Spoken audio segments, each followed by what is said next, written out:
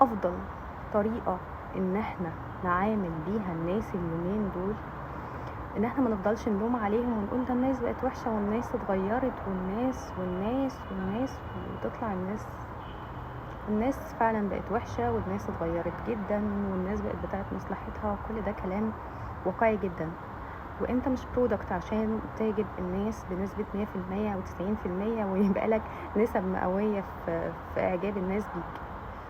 انت لقيت اللي قدامك متقبلك، لقيت اللي قدامك متعايش مع عيوبك قبل مميزاتك، شايف من اللي قدامك الاهتمام اللي انت عايزه، شايف من اللي قدامك